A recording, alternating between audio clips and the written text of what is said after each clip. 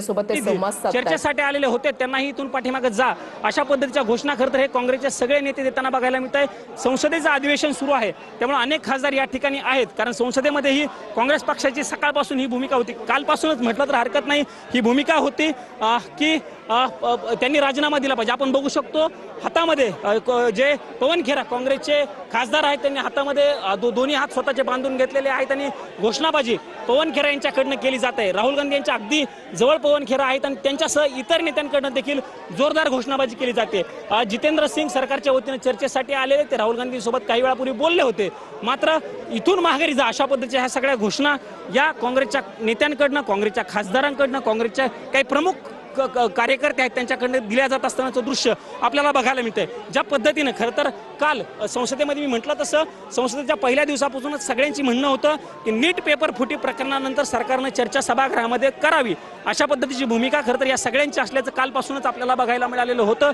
काल सभागृह 5 वेळा स्थगित झालं।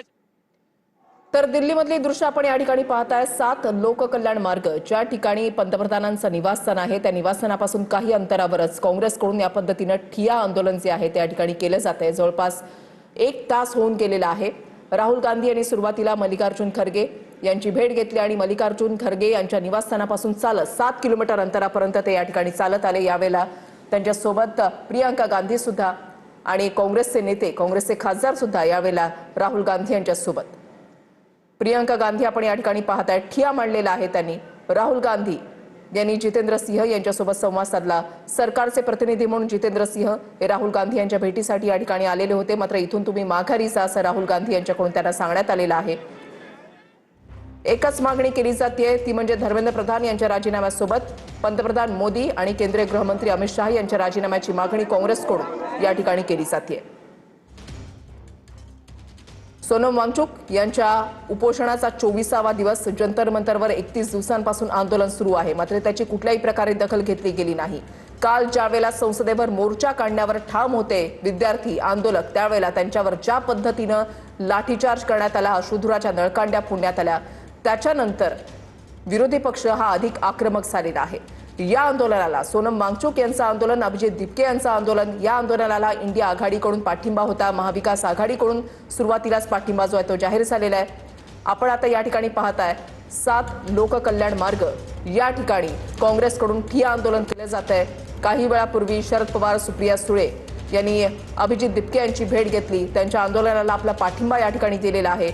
उद्धव ठाकरे देखील अभिजित दिपके यांची भेट घेणार आहेत। एकूणच जर आपण पाहिलं तर विरोधी पक्ष हा चांगलाच आक्रमक झालाय।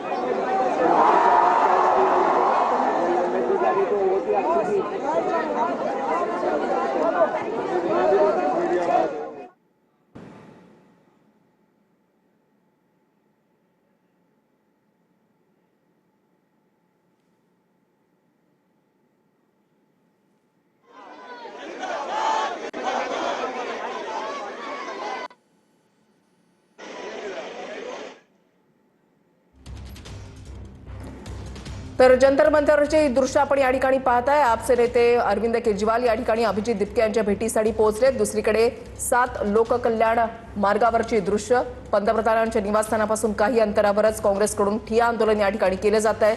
सरकारकडून केंद्रीय मंत्री जितेंद्र सिंह हे संवादासाठी राहुल गांधी यांच्यासोबत चर्चेसाठी या ठिकाणी आलेले होते, मात्र राहुल गांधी यांच्याकडून त्यांना सांगण्यात आलं की या ठिकाणाहून निघून जा। जंतर मंतरवरची दृश्य आपण या ठिकाणी पाहताय। काही वेळापूर्वीच अरविंद केजरीवाल हे या मंचावर या ठिकाणी आलेले होते। आता ही 7 लोककल्याण मार्गावरची दृश्य आपण या ठिकाणी पाहताय।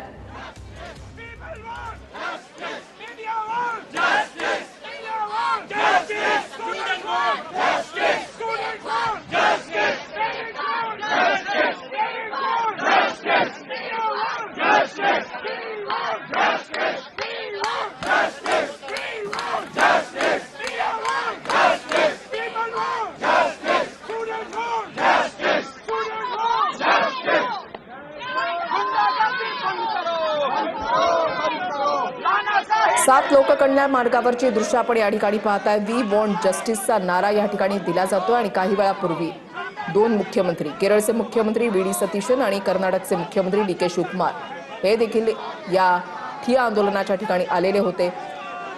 राहुल गांधी यांच्यासोबत त्यांनी संवाद साधला आणि त्याच्यानंतर ते या ठिकाणाहून निघून गेलेले आहेत। एकूणच जर आपण पाहिलं तर देशभरामधून एक निषेध, एक संतापाची लाट उसळलेली आहे, कारण ज्या पद्धतीने काल आंदोलकांवर लाठीचार्ज झाला ते निषेधार्ह आहे अशी टीका विरोधकांकडून केली जाते।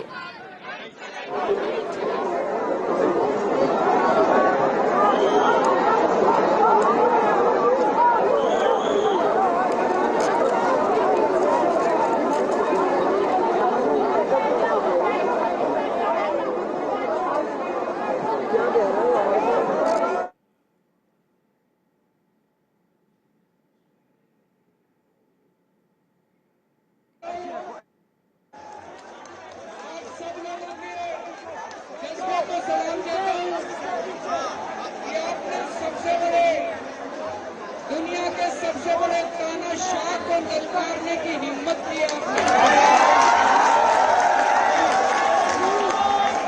कल पूरी दुनिया ने देखा कि किस तरह से मोदी को आप लोगों के सामने झुकना पड़ा।